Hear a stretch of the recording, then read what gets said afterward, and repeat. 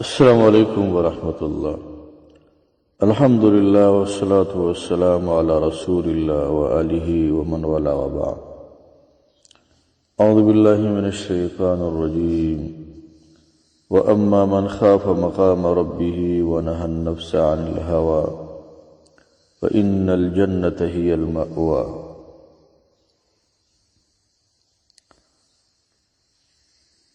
د قیامت په ورځ باندې چې کوم خلق د عرش د سیوري لاندې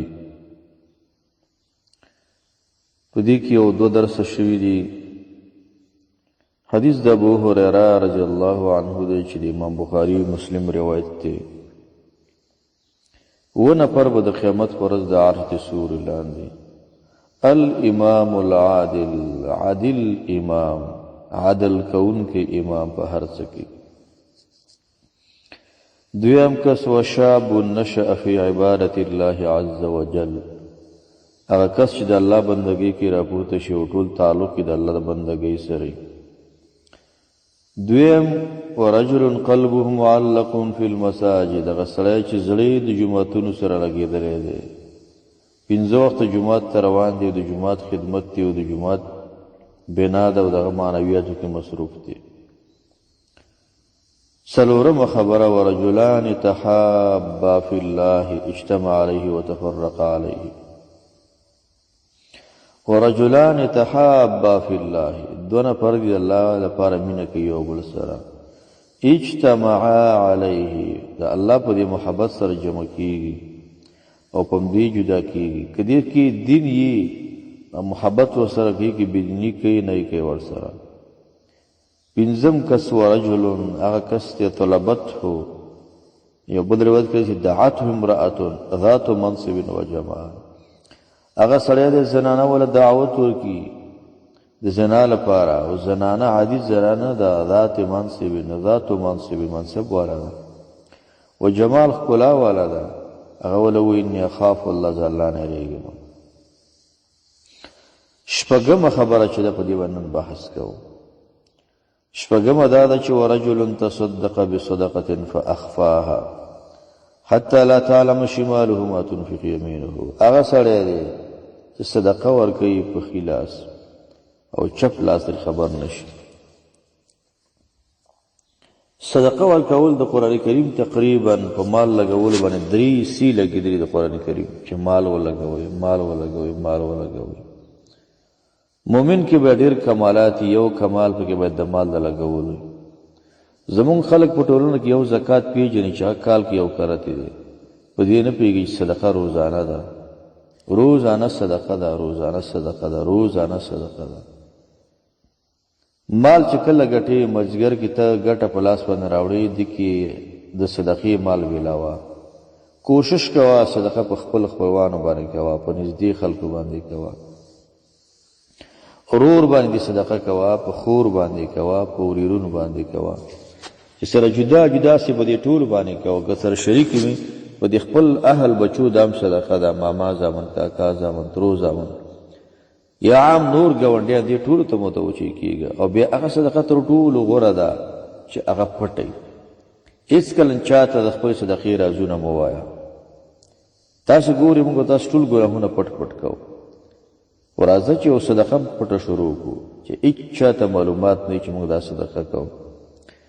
په مسجد نبوي کې به یو چاخته غوندې وه، چا به صدقه کوله د شپې له طرف به راتل ته به یې ښودله، او چا به چې اخیستله، کم کس به چې محتاج و هغه بیا د شپې له طرفه اخیستله، نو پته به نه لګېدله چې چا ایښې ده او چا واخیستله، ځکه صدقه به دې پټه. د شپې له طرفه صدقه ورکه، همداسې چاله چې ورکې صدقه ورکه، دا مه وایه چې دا زکات دی واخله، دا اصول نه دي د ورکړې. ته به دې پوهېږي چې دا کس مستحق دی، ورته یې ورکړه. د قرآن کریم ډېر زیات آیتونه دي چې دا صدقاتو باندې لګېدلي دي، صدقې ورکړئ، صدقې ورکړئ. لن تنالوا البر حتى تنفقوا مما تحبون، کاملې نیکۍ ته نشئ رسېدلی. بعضې وایي البر معنا ښه اخلاق، بعضې وایي جنت. تر دې چې مما تحبون نه مال ونه لګوئ،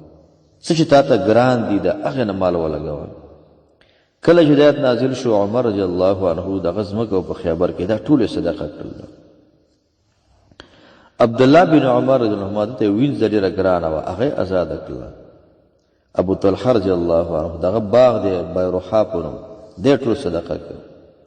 په مسجد نبوي کې چې کله څوک لاړ شي باب السلام څنګ کې د دروازه چې ده په دې داخل شه 14 ستنې ته لاړ شه هلته قالینه رجیږه کلته اشاره والا کړې ده د هغې ځینه ونیسه تر دې د مسجد نبوي د نبي علیه السلام د روضې خوښه ساحه چې ده دا ټول پخوانی باغ د بیروحا دی او ټول په مسجد نبوي کې راغلی دی د تبوک د غزا دپاره چې کله نبي علیه السلام اعلان وکړ چې صدقې وکړي عبدالرحمن ابن عوف رضی الله عنه 200 اوقیې چې د سپینو زرو روپۍ د صدقه کړل عثمان رضی الله عنه 900 اوښان صدقه کړل او 100 اسونه او 1000 دیناره او بیا ورپسې ډېرې اوقیې نورې هم راوړل دي دارنګه عمر رضی الله عنه خپل نیم مال په دې ورځ صدقه کړ او بکر صدیق رضی الله عنه خپل ټول مال صدقه کړ عاصم بن عدی رضی الله عنه د 90 وسقه کجوري صدقه کړلې چې دا انتهایی زیاتې صدقې راځي د صدقو صفت مسلمان کې باید موجود وي موجوده عرب د صدقو صفت په دوه کې زیات دي عجمو کې د صدقو صفت چې دا کم دی څوک هم چې غواړي چې مال کې برکتونه پیدا شي بس صدقه کوه په مال کې د برکت اصول دا دی چې 15 وخته مونږ په جمع کوه کبیره ګناهونه مه کوه خپل ولی پاله او روزانه صدقه ورکوه ستا په مال کې به ډېر برکتونه پیدا کېږي ډېر خیرونه به الله تعالی ستا په مال کې پیدا کوي په خپله په نبي علیه السلام کې د صدقې ډېر عجیب صفت و د دې وجه نه مشرکانو هم دا خبره کوله نبي علیه السلام به یې ښوده چې دا فقط مال لګوي د مال هېڅ سوچ نه کوي چې دا مال به څه کېږي څه به نه کېږي محمد ينفق ولا يخشى الفقر ډېر خلک به د مال د وجه نه په اسلام کې داخل شو بیا به الله کلک په اسلام باندې بسي دارنګه د حوازن قبیلونه چې کوم غنایم نیول شوي او جارانه علاقه کې جمع شوي نبي علیه السلام د هغې نه 100 خان ابو سفیان ته ورکړل 100 معاویه ته ورکړل 100 یزید بن سفیان ته ورکړل 200 صفوان بن امیه ته ورکړل چې 100 پکې قرض هغې ته 100 داسې ورکړل حارث بن کلده ته پکې 100 خان ورکړل حکیم بن حزام ته 100 ورکړل او بیا غوښتل بیا ولا 100 ورکړل د دې وجه نه علامه ابن القیم لیکي ولو علم المتصدق ان صدقته تقع في يد الله قبل يد الفقير لكانت لذة المعطي اكثر من لذة الاخذ وکچې د صدقه ورکون کې دا پته ولګي چې مخکې د دې ستا صدقه د مسکین د فقیر محتاج لاس کې ولېږي دا د الله طرف ته ځي نو وی د ورکون کې خوشحالي به د اخیستون کې نه ډېره وي که اپ دې باندې پیدا صدقه کې صبر رول دی د قیامت په میدان کې به د عرش د سوري لاندې الله تعالی ته راولي ځان کې د صدقې صفت پیدا کړي او روزانه ځان کې د صدقې صفت پیدا کړي بخاري روایت دی چې ما من يوم يصبح العباد فيه الا ملكان ينزلان فيقول احدهما ارسا ودو ملائکه راکته کیږي یو اللهم اعط منفقا خلفا